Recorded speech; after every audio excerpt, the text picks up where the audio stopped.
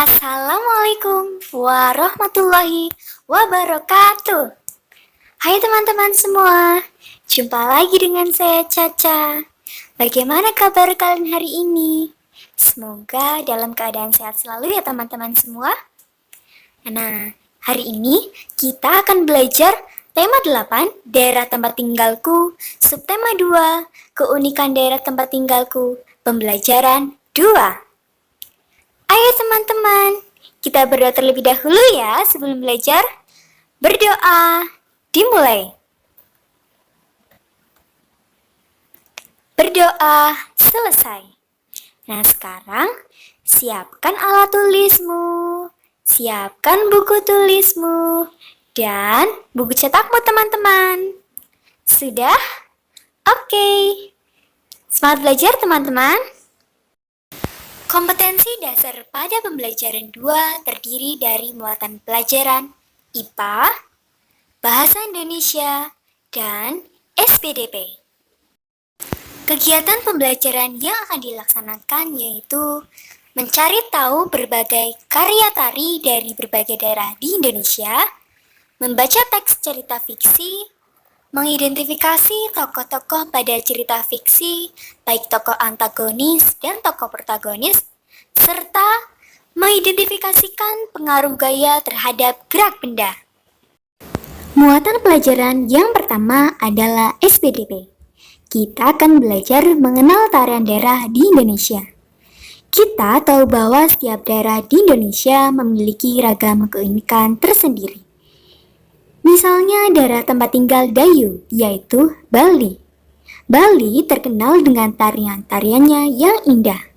Salah satunya adalah tari pendek. Selain tari pendek dari Bali, ada juga berbagai tarian dari daerah lain di Indonesia. Nah teman-teman, inilah beberapa contoh tarian daerah di Indonesia. Ada tari saronde, tari zapin, tari yapong, tari gambyong, tari reok ponorogo, tari saman, tari gong, tari perang, dan tari selamat datang. Kalian bisa mempause video ini ya teman-teman untuk lebih jelasnya. Selanjutnya mengenal unsur gerak dalam tari daerah. Kita sudah mengetahui tari dari berbagai daerah di Indonesia. Setiap tarian daerah mempunyai keunikan tersendiri yang dapat kita amati dari unsur-unsurnya. Kita ingat bahwa unsur-unsur tari daerah meliputi gerak, gaya, iringan, busana atau kostum, tata rias, dan properti atau perlengkapan. Selanjutnya, gerak tari adalah rangkaian gerakan tubuh yang keindahannya dapat dinikmati oleh orang lain. Gerak tersebut sangat beragam dan berbeda antara satu daerah dengan daerah lain. Ragam gerak tari meliputi gerak kepala, tangan atau lengan, kaki, badan, dan pinggul.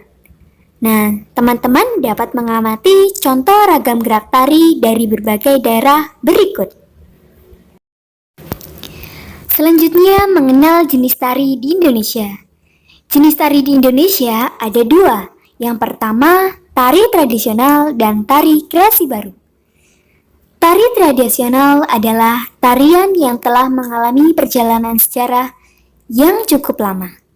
Contoh tari tradisional yaitu tari Serimpi Sangopati dan tari Gambyong dari Jawa Tengah. Selanjutnya, tari kreasi baru atau tari modern. Tari kreasi baru merupakan karya tari garapan baru. Tari kreasi berasal dari tari tradisional yang sudah dikembangkan oleh pencipta gerak tari atau koreograf. Tari kreasi memiliki ciri gerak yang tidak lagi mengikuti pola-pola baku atau menetap. Pola-pola geraknya lebih bebas, namun tetap memperhatikan nilai keindahan atau estetika. Contoh dari kreasi baru yaitu tari merak dari Jawa Barat dan tari Garuda Wisnu dari Bali. Muatan pelajaran yang kedua yaitu IPA. Pengaruh gaya terhadap gerak benda. Masih ingatkah teman-teman tentang pengaruh gaya terhadap gerak benda? Ya, yang pertama, gaya dapat memengaruhi benda dia menjadi bergerak. Yang kedua, gaya dapat memengaruhi benda bergerak menjadi diam. Yang ketiga, gaya dapat memengaruhi perubahan kecepatan benda. Dan yang keempat, gaya dapat memengaruhi arah gerak suatu benda. Nah, berikut peristiwa terkait pengaruh gaya terhadap gerak benda. Pada nomor 1, gambar 1 yaitu menyentil kelereng. Gambar 2, orang yang sedang mengayuh becak. Nah, pengaruh gaya terhadap gerak bendanya yaitu gaya dapat memengaruhi benda dia menjadi bergerak. Nomor 2, gambar yang pertama memberhentikan bus. Sedangkan gambar kedua yaitu menangkap bola. Dari gambar tersebut dapat diketahui bahwa gaya dapat memengaruhi benda bergerak menjadi diam.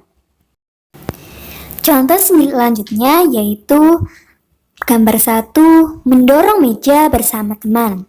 Gambar 2 bersepeda dengan cepat. Dari gambar tersebut dapat diketahui bahwa gaya dapat memengaruhi perubahan kecepatan benda. Selanjutnya nomor 4. Gambar 1, anak yang sedang bersepeda di jalan yang menikung. Gambar 2, ada 2 orang anak memukul kok ke arah lawan. Dari gambar tersebut dapat diketahui bahwa gaya dapat memengaruhi arah gerak suatu benda. Bagaimana teman-teman? Sudah paham semua? Oke. Alhamdulillahirrabbilalamin. Hari ini kita sudah belajar bersama pembelajaran 2. Terima kasih teman-teman sudah belajar bersama Caca. Sampai jumpa di pembelajaran berikutnya. Kerjakan tugasmu segera ya. Dan kumpulkan pada gurumu hari ini. Jaga kesehatan teman-teman. Ingat 3M ya. Wassalamualaikum warahmatullahi wabarakatuh.